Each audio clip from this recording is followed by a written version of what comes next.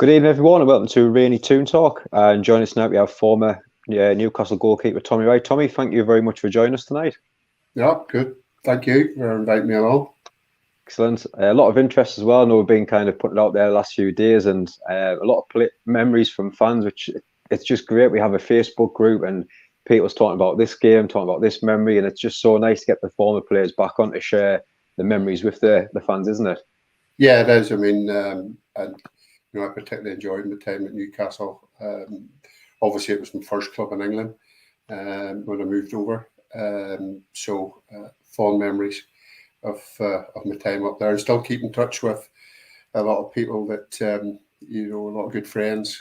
Even after all these number of years, I'm trying to count up how many years it is now. Over 20 anyway. 6 years since we're there. So. Oh, fantastic! Great place, great club, and great place to live. We really enjoyed our time there. Excellent, but yeah, lots of questions to go through now. A lot of interest, like you say, we've had a lot of questions come in as well to be asked. And just starting with obviously signing for Newcastle back in January 1988. Where did the move kind of all come from? Well, I was at Linfield for about 4 seasons, and I didn't play a lot because Geordie Dunlop was in the Northern Ireland squad, and he kept me out of the team. But I did get in for a spell, and I was actually looking to go out and loan at Linfield at the time and get play games, and I was meant to go to Larne, and then just out of the blue, I got a phone call. I worked in a bar in Ballyclare called the Grange, and I got a phone call there one day from Roy Coyle, my manager at Linfield, to say that Newcastle wanted to take me on loan, and I thought he meant there was actually a Newcastle in Northern Ireland. So I thought he meant I was going to go down. I said, I'm not going down the leagues, and it wasn't. It was. He says, no, it's Newcastle United in the first division. And apparently, what happened was there was a few problems with injuries at the time. Martin Thomas' shoulder, and they'd only one fit goalkeeper in Gary Kelly. They actually had a lad, David Crooks, who played for Coleraine, and he was over in trial. But the Newcastle weather, I think one of the games he's meant to play was cancelled because of the fog. The weather wasn't great, didn't get a lot of training sessions in, and he was asked to stay another week, and he wouldn't take time off work. So Willie McFall, the manager, then just happened to say to Jim Platt, who was, all the Middlesbrough fans will know him, Middlesbrough Northern Ireland goalkeeper.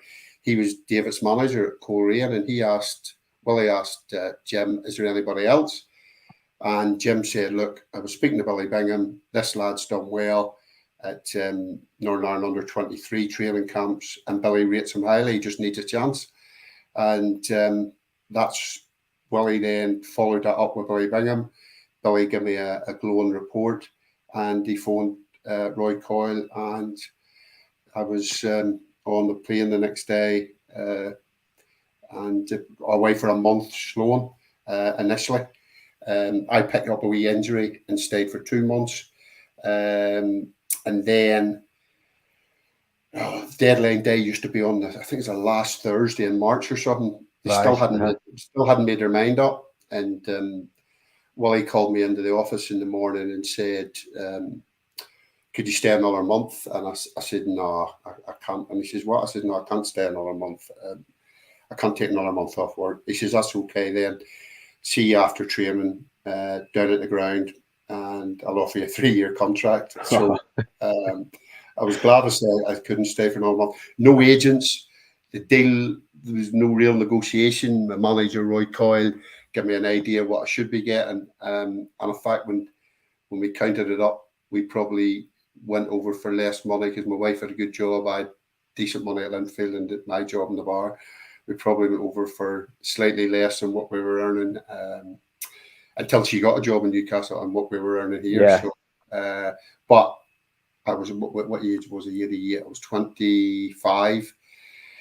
No, 24. I was coming 25 in August of 88. So I had to go. It was my lifelong ambition to play at the highest level, and I couldn't turn down that opportunity. I absolutely love stories like this. It's brilliant. $25,000 or something. So I did. So hope it was 25 grand well spent. And you were signed by Willie McFarlane. Yes. Obviously, you make the move. And how was the nerves kind of building up? Obviously, you're going through the training, getting close to the first team. How was the nerves getting as you were getting close to that, the first team spot? Well, I mean, my good friend Jim Emery, who worked at Linfield and was the chief scout at Linfield, he had scouted me for Linfield, and he gave me a bit of advice. He says, look, first day when you walk in there, make sure that they know in first training session that you belong there. And I just went in with that attitude. I was so determined to succeed that, I knew I would always, I just needed the opportunity of somebody to give me the opportunity at a higher level.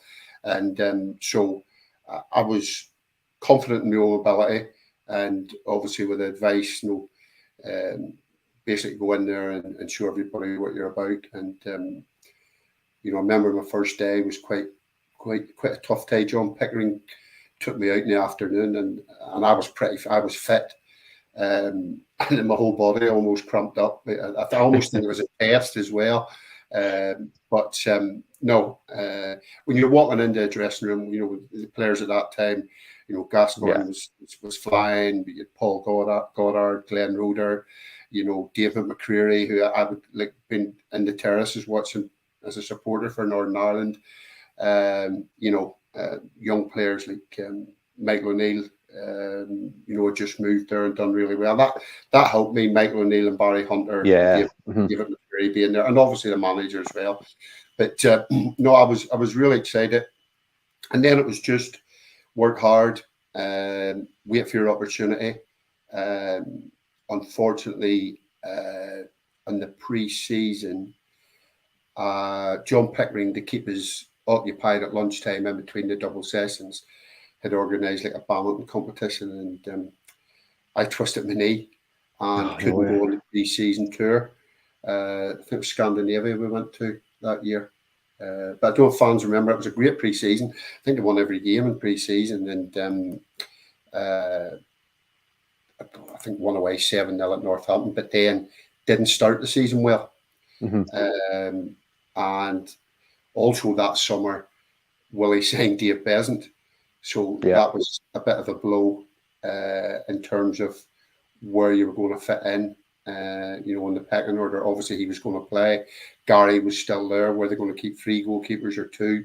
It's not like nowadays where they probably have about 5 or 6. And so there was a wee bit of uncertainty in that first summer, but I wasn't helped with the injury. And the start of the season, Newcastle made, unfortunately, Willie lost his job.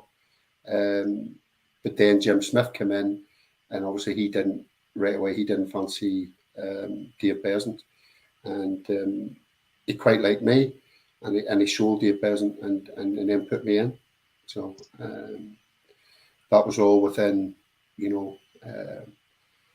10 months probably from me signing. Yeah, it happens so quick, doesn't it? I mean, like you say, you finish 8th, but you've just mentioned some of the names there, which I had wrote, like you say, Anderson, Roder, McCreary, Goddard. And I know we're going to get back onto your second spell when he came back, but that time with them people in that change room, was it like a lot of leaders, or was it together as a group all in one, or was it kind of separate in the change rooms? No, I mean, I think I've been fortunate throughout my career to play at clubs where there was good dressing rooms. Good camaraderie between the players. There was, people like John Bailey, who was coming back from injury, experienced players. There was a lot of experience in that Newcastle dressing room. Some younger players as well. Darren Jackson touched on Michael O'Neill as well. So there were good players, and they'd done particularly well the last season. So there was quite a good bit of buzz. The added players, I say, like Andy Thorne, John Robertson, Dave Besant, unfortunately, probably, those 3 signings probably didn't work out for Willie. But it was a really, really good dressing room, really tight dressing room. And, looking back on it, I mean, it's totally different now when the apprentices had to knock the door before they could come in the first. And I found this all strange, because we didn't have apprentices at Linfield, my last club, but it was dare any young apprentice to knock the door, and come barging in the dressing room. He probably did get a clip round the ear. So and then you got the next season of the 89, 88, 89 season, sorry, a tough season, as you say, managers coming, a lot of players in and out, a lot of players change at the club. I mean, at the time, what was the feeling around the players, the management, and just the club overall at that point? Well, there was a lot. Jim Smith came in, and there was a lot, you know, in the background as well. There was still, you know, takeover in that, and that was always bubbling. It didn't really affect the players, you know, that much. But, you know, we couldn't stay up. We ended up, I think we get relegated with 2 or 3 games to go. So it was very disappointing considering the season that they had, you know, the season before. So right away then from the next season, you're under total pressure again for a club of Newcastle size to get back into the league. But there was some, you know, my debut was at Aston Villa were flying at that time, and that was my debut. We went, I think we lost 3-1 or something. But, you know, it was tough, you know, because nobody likes a relegation, and it was difficult. Crowds were going down. It was a difficult, you know, difficult time for everybody. Oh, I can imagine. I just want to say a massive thank you to everyone that's watching so far. We're hitting double figures at the moment, and really appreciate your support, and especially with Tommy coming out tonight, it really means a lot to both ourselves, Toon. If you haven't already, please hit that subscribe. We're 10 away now from 500. It would mean a massive amount if you do hit that as well. Getting on to the next question, which I always find this one quite funny when you look and you'll see the goalkeepers. I used to go and watch the Newcastle train a lot, and there's always, as you say, 3 or 4 goalkeepers. You always see 3 or 4 keepers warming up, and I always think the second and third choice goalkeeper, when you're pinging them balls in and you're not playing week in, week out, you must think, you know what it is? I'm going to put a little bit extra spin on this, a bit more dip, and just really test them fingers out. I mean, what's it like being kind of around 3 goalkeepers at a time? Never. It's you find and you hear about goalkeepers union. It's everybody helps each other. Never really. We know that it's, you know, it's different. You can be a midfield player and you know, go in and play it right back, or go and play right midfield. If you're a centre mid, you can play 1 or 2 positions, but you don't have that luxury as a goalkeeper. So there's only one can play, and it's difficult. And you know, I had spells throughout my career because of my injuries, losing my place, and sometimes obviously loss of form, where you weren't playing, and really you just had to.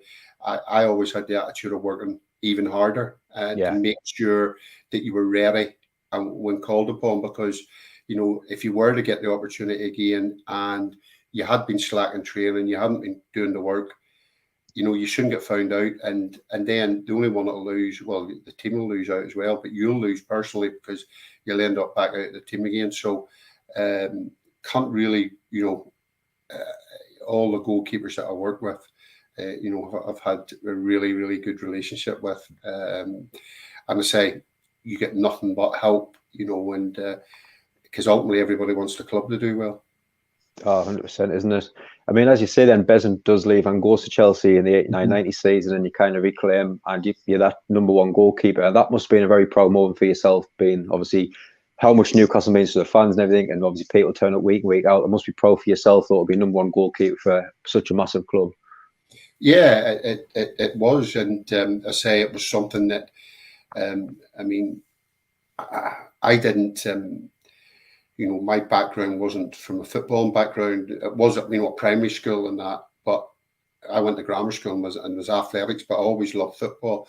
And I didn't take goalkeeping up to 18, had no coaching. Right. But you'd probably say, you know, Keegan used to say that, you know, the natural ability was there, but it's just the hard work that, you know, on top of the natural ability that was enabling me to, you know, play for some big clubs and play internationally. So it was something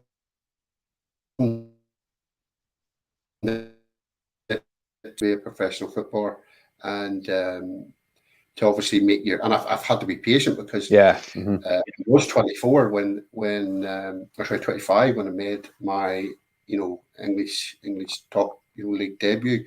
So it was a lot of hard work, a lot of patience, and when you make your debut, I think we weren't doing particularly well at times. So I was getting in at a time where there was really no pressure on me. Even though we lost 3-1, I did okay. Was able to keep my place, but that's when the hard work even starts even more again, because you've got to keep your place and stay in the team. I didn't do that for a long period. Lost my place again. Got it back towards the end of that season, so it was a wee bit topsy-turvy start in terms of nailing down a place right off. Definitely. I mean, that 89-90 season, we finished third, Division 2, Jim Smith in charge. Lots of changes, but I know we had Mickey Quinn do the questions in the Facebook group, and he came in that season. He said every time he had a shot, it just flew in the back of the net, and it must have been confidence, kind of seeing them players in front of you. But at the end of the season, obviously, to miss out on the playoffs there, I'll not shout it too loud, but Sunderland down the road, it must have been hard for all that hard work throughout the season to end up in the playoffs in defeat. Yeah, because, and again, that season, Pav probably, I started in goal that season in I think the first game that season in League Two was Leeds. I think, and it was a brilliant game. I think Mickey scored a hat trick. It was 5-2 or something. But Pav had come in and took my place, and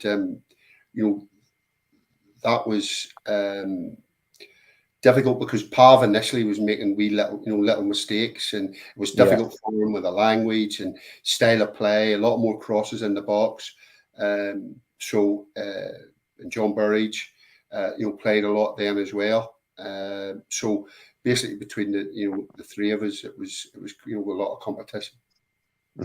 And throughout, like you say, the time at Newcastle as well, and I always love to see the youth players come through at Newcastle, but there was a lot of players like the likes of Howie, Clark, Elliot, Watson coming through. What was it like seeing that quality of players in training for the next generation? Sorry, I lost you there. Oh, sorry, yeah, just saying with the youth players that were coming through at the time, the likes of Howie, Clark, Elliot, Watson, it must have been nice to see that coming through in the club as well. Yeah, and you could see the ability they had, and they had a lot of confidence in their ability as well. Al Thompson in particular was probably one was maybe a wee bit too cocky at times, but Jim gave them opportunities, but Aussie's the one that really really pushed the young players into the team. We converted Steve Howie from centre forward to centre back. Yeah, it was a master stroke. He wasn't a bad centre forward, but he wasn't prolific as a goal scorer, and he ended up with an unbelievable career.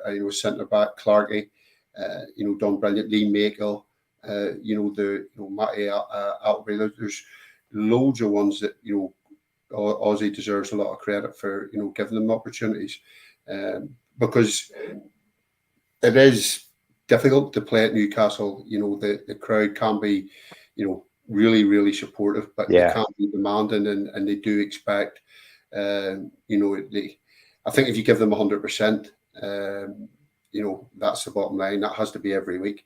But it was great that they had that many in terms of number of young players to come through, or pretty much all at one time in that sort of 12-18-month period. Yeah, really lucky. Just a nice comment coming in for you there, Tommy, from Craig McConnell. Craig, thanks for watching. St. Johnson legend, Super Tommy. Keep getting the comments in as well. It's always nice to get them read out as well. Going back to one of your best moments, Tommy, that we mentioned when we did the written interview in the Facebook group was the Bristol Rovers away game. Obviously, great season. Won our first 11 games and obviously promotion as well. Yeah. But I heard that's how Neuer was kind of watching you, and that's how he's learned to be the sweeper keeper. I remember you telling us a story about that one. Well, I think the only thing negative about that day was there was only about 5,000 at the game. It was played at Bath City's ground. I think there was about 5,000 at it. And Kevin was quoted after it, that I was the best because the back pass rule had just come in, and I was the best sweeper keeper in the world.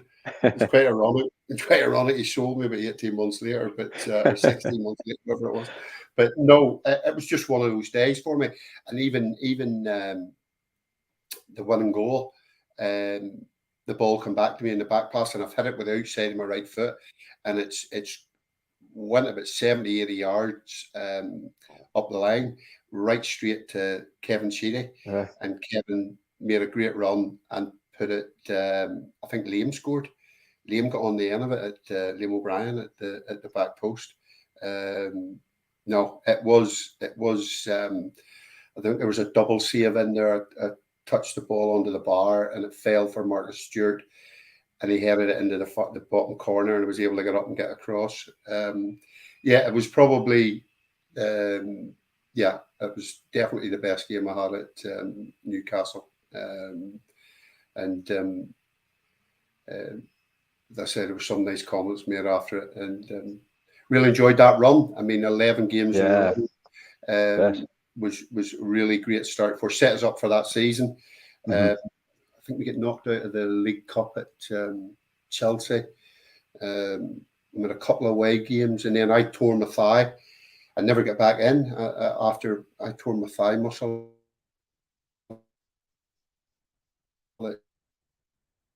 And with a disaster, we actually won 3-2 that night, but Kevin Brock had to win the goals. And remember, Kevin's about 5'4", 5'5", and he had tracksuit bottoms on, and he got concussed in the second half. In them days, you know, sub keepers. So he got concussed, and I've torn my thigh muscle. So he didn't even remember half, the part of the game that he played in goals. He made a couple of good saves. I remember he took a cross late on as well. So that was unfortunate that season because I was playing well, the team were playing well.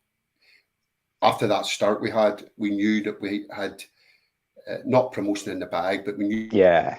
And unfortunately, I never got back in the team. So then, I mean, and just from that, Kevin was in charge then, and it was something that I took into management because as soon as, and I know why Kevin would have said it at the time, he said to me, look, don't worry, as soon as you're fit, you're straight back in the team, you have my word. But that didn't happen. Half did well, team was winning. So I used to go every other Friday and bang on his door. I knew what the answer would be. I said, but you shouldn't have said. And it was something that and when I went into management, I wouldn't make a promise. Yeah. And, I know realistically people say, well, you should have known, but I don't think you don't make promises that you can't keep. So that was the only disappointing thing. Was delighted we got promoted, obviously. But the season, ended for me, far too early in terms of number of games I was able to play. But we got promoted, got back into the Premier League. So that was unbelievable. And on the back of where we were, I mean, I don't know if you can remember when Kevin took over. His first game was Bristol City. And we had, we were averaging probably about 14,000, maybe around 13,000. And it was sold out. It was just one man. Yeah. That was the power he had. One man put 20,000. And I think that day there was probably about 5,000 locked out as well, maybe more. Yeah. And we won 3-0. And Bristol City were beaten when they came out the tunnel. I don't think I had a shot to save that day. The team were lifted the crowd, and I think it had a negative effect on Bristol City. So that was, when we look back, that season that we stayed up was so important. I know they've had relegations, since. Yeah. But for us to go down another league, even, it would have been really, really difficult, I think, for the club as a whole. Probably don't think Kevin would have stayed. So those last two games against Portsmouth and Leicester were probably two of the biggest, pressure games that I played in at Newcastle in all my time there. No, some great memories of you, like you say, your first spell, isn't it amazing? Portsmouth game was 0-0. There was 7-8 minutes to go. and we scored a great goal. Normally I would just put it up the pitch that late in the game, but I'd got it early, and Ray Ranson had made a brilliant run down the right-hand side, so I threw it to him. He made a great run, bit of link-up play, and then the ball was crossed in for David Kelly to score. So that gave us hope going into the last game at Leicester. The game was that crazy last couple of minutes because they scored. We didn't have a clue if that was enough to keep us up or down. They made it one each, and then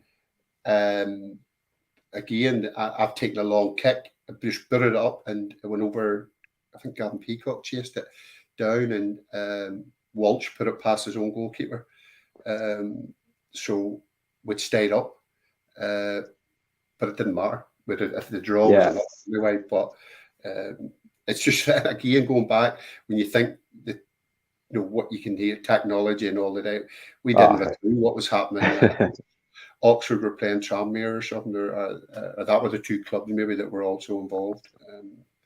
So that was, when I look back at times that were important for the club, staying in that league that year was so important. So it was, because we were so inconsistent at times, even at that first season under Kevin, that when Kevin came in, because I think we beat Sunderland on the Sunday, and then went away to Wolves on the Tuesday or the Wednesday. It must have been a Wednesday, and Bill and Much tore us apart.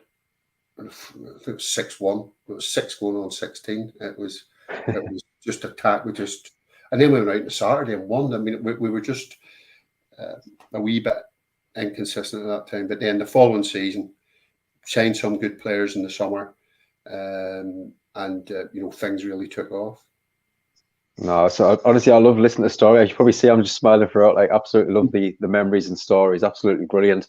One of your old friends here, Paul Watson, looking and sounding good, big man. All the best from Hen. Thanks for watching, Paul. Really appreciate your support as always, as on the channel. Obviously, at the time, as you mentioned there, the injuries creep in. Obviously, Pavel comes in as well. But yes, you do leave the club and you have some cracking clubs, obviously, on loan at Hull, Forest, Reading, Man City, Wrexham. But how did it feel getting the call to come back to Newcastle on loan in that time, 1989? Yeah, I mean, it was. I was driving home from training on the Monday. We had a League Cup game. I think it was against Stockport, or on the Tuesday or Wednesday, and Joe Royal just rang me up and said, Newcastle want you on loan. And I'm thinking, what? And they had about 5 keepers. Yeah. They had Shea, Hoops, Steve Harper, sorry. Harper, yeah. They had Perez. They had a lad they signed from Dutch club. Did 4 keepers. But I didn't know, all the injury problems. So Joe said they want you, and you're going to play, I think it was Wednesday night against Sunderland. That's just brilliant. So up I went, back to the ground, got the stuff, went up to Newcastle on the Monday, went in Tuesday morning, and Steve Clark was there, and Ruud Hullet was there. Told me what the squad number would be. Told me I would be playing on Wednesday, and we went out and trained, and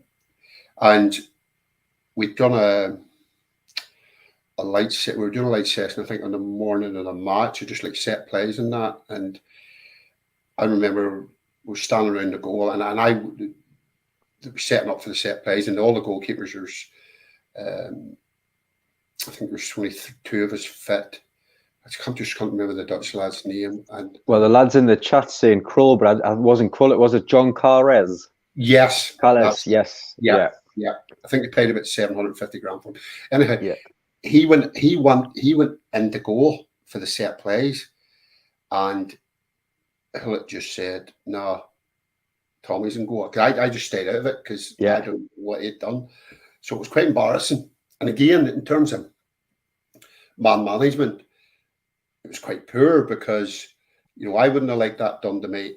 And even if you're an outfield player, you're thinking, well, look what he's just done to him there. Do you know what I mean? He just made him look like a little boy. Do you know what I mean? He thought he was playing, and he just so played obviously in that game, and it was Ruud's only game that I was played under him. It was the only time I lost to Sunderland, unfortunately. So part of me wishes maybe I hadn't played on it.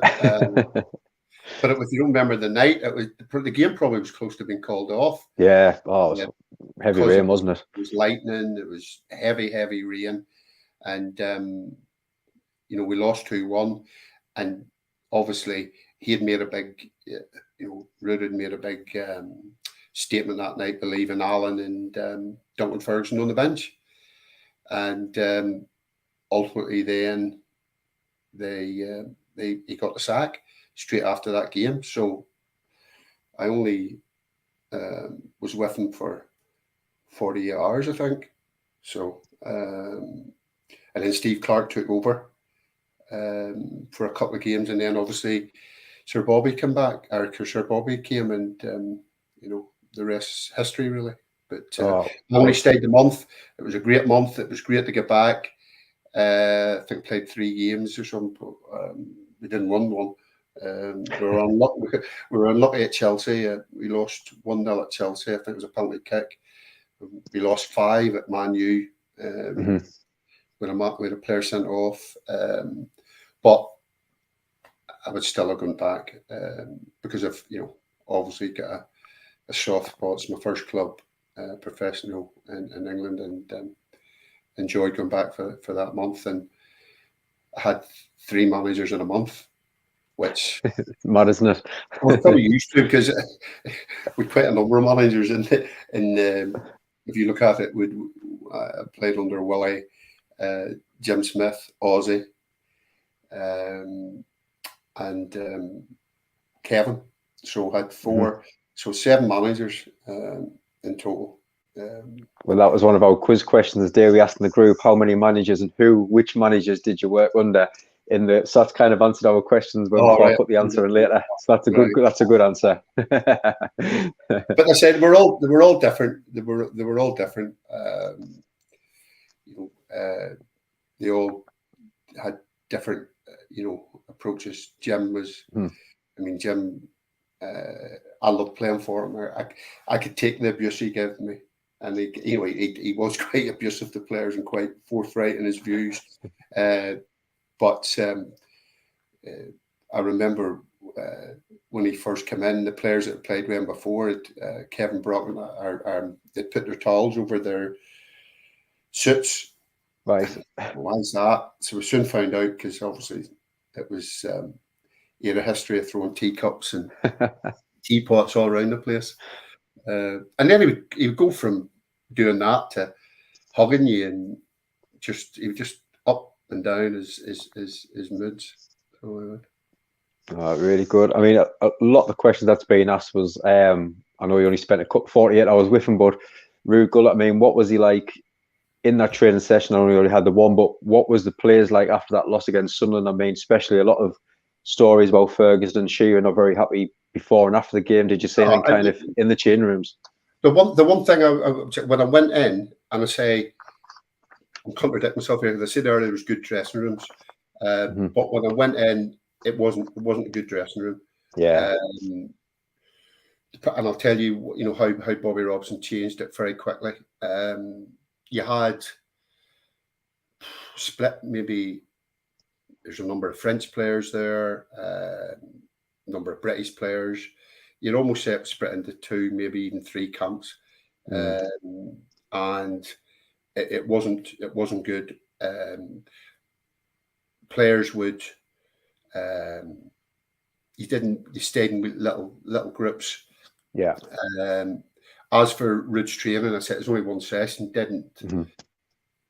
Didn't really get anything to see how he worked, but a number of the players seemed unhappy with him, and I think it's probably his management style.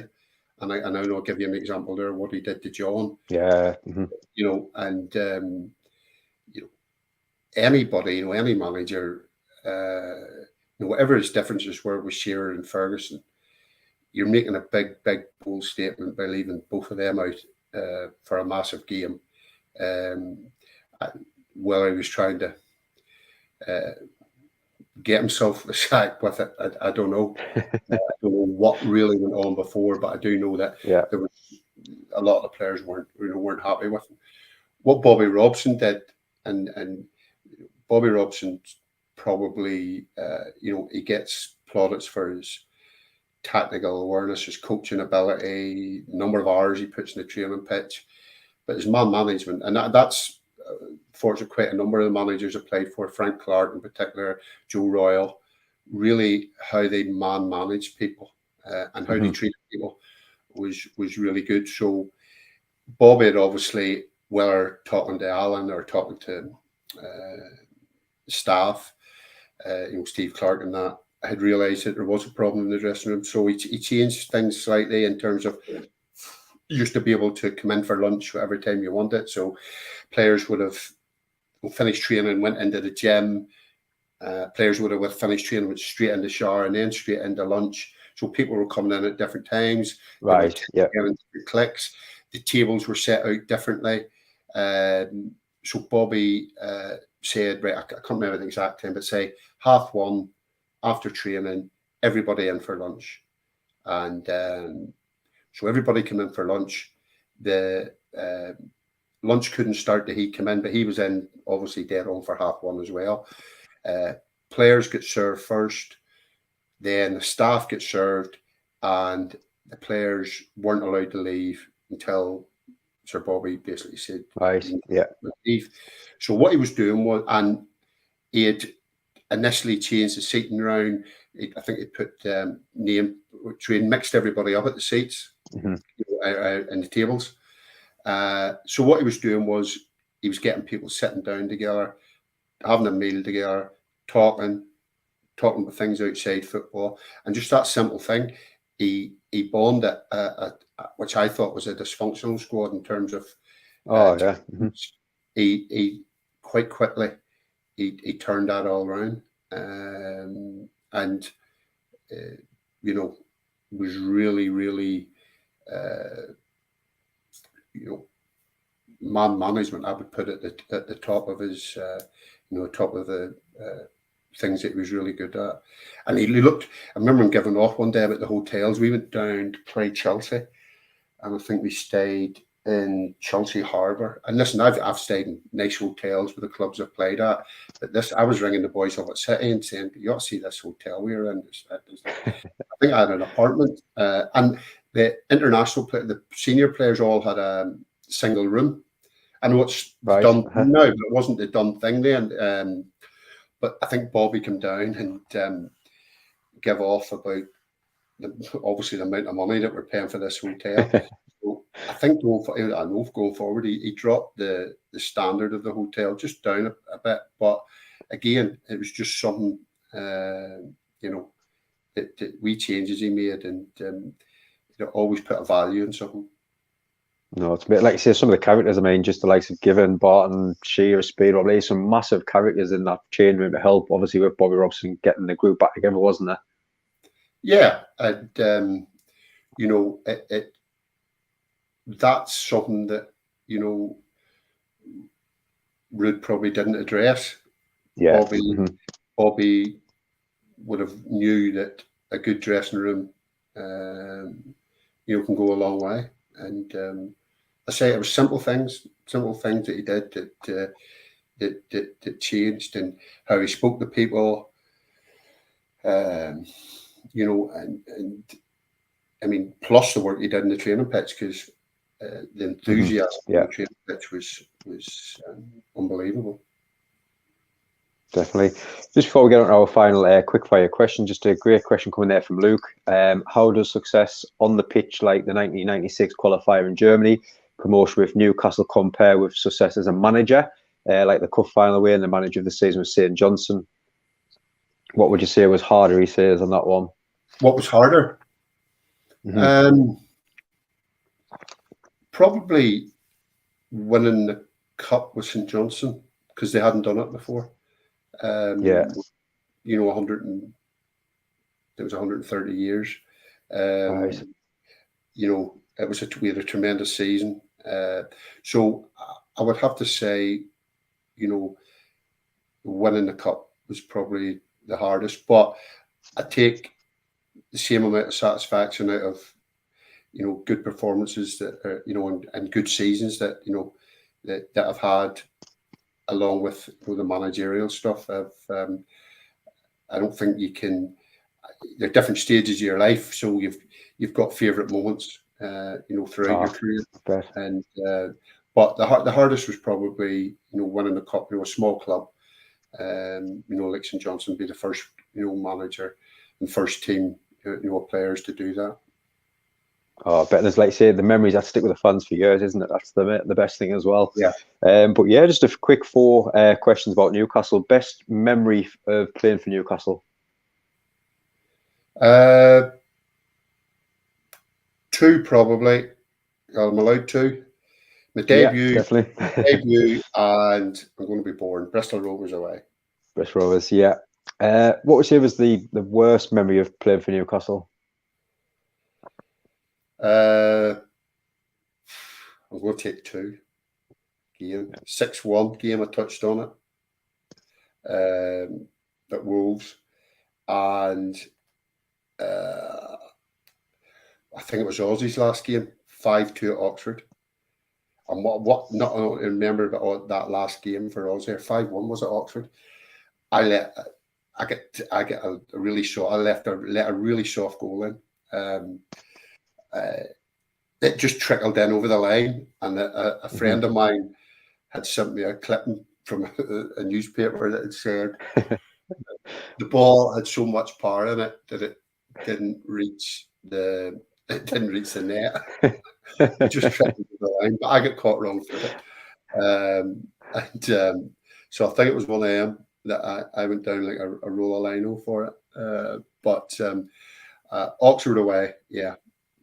And Bristol, Wolves away. Wolves as well. For your 2 spells at Newcastle. Yeah. Good bad was Plymouth away one Friday night, a real wet Friday night before Christmas. And why it was so bad, we took about 3,500, 4,000 fans, and I'm telling you, it was absolutely chopping it down that night. And away at Plymouth on the Friday, I think it was the week before Christmas, and that just shows the support. That was in terms of coming off the pitch saying we've let the fans down. That was probably one as well. That one. And between your 2 spells at the club, who would you say, or if you've got a couple again, the best players that you've seen, not like on the pitch and training, who is the player that stands out the most for your time at Newcastle? Well, again, you spoke to me before I come on there. It would have to be Gaza.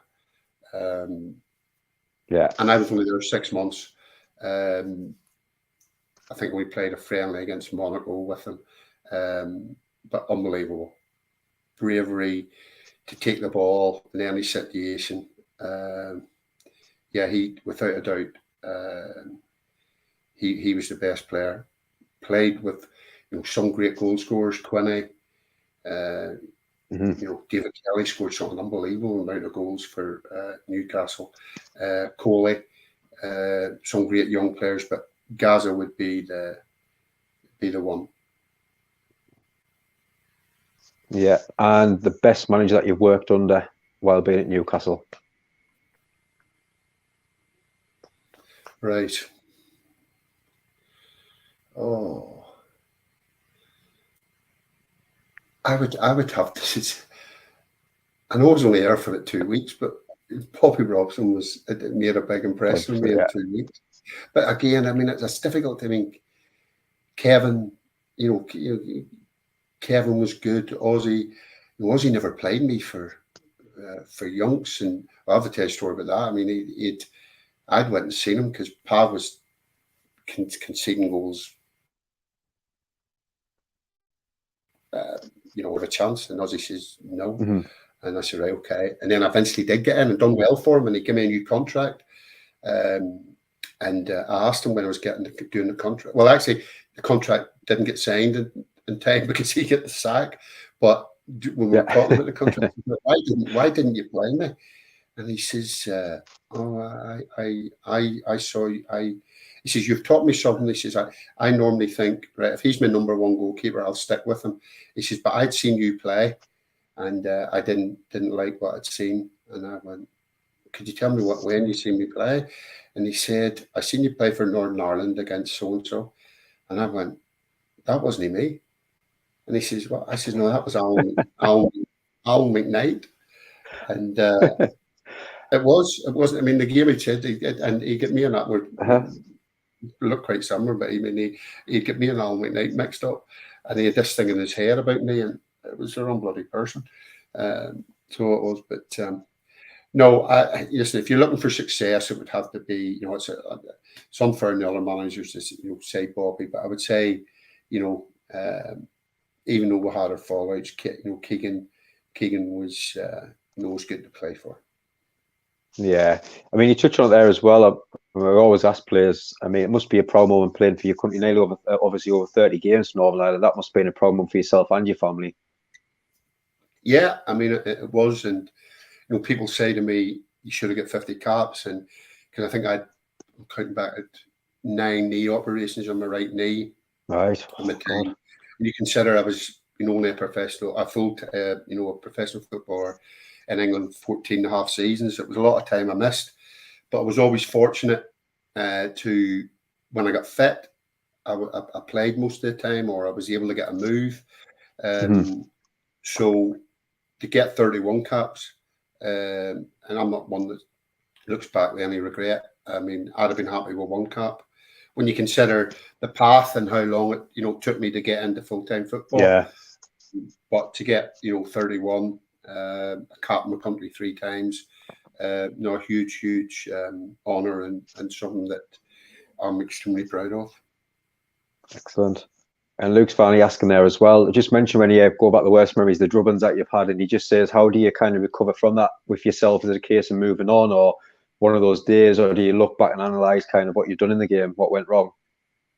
Well, I've always been, I think a lot of players are look at yourself first, even management, yourself.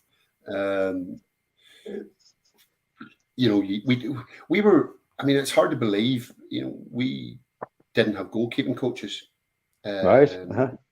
No, we didn't. I mean, the first goalkeeping coach into Newcastle was Jim Montgomery. Sunderland goalkeeper used to come in. He only came in 2 days a week. John Burridge would have taken it. The goalkeepers just would have worked on their own. So there was never the way that it's analysed now. Training sessions will be videoed. The goalkeeper training session will be videoed. Yeah. The work that they do on a Saturday, their game will be analysed, and you can go over it with a coach. We had none of that until mid to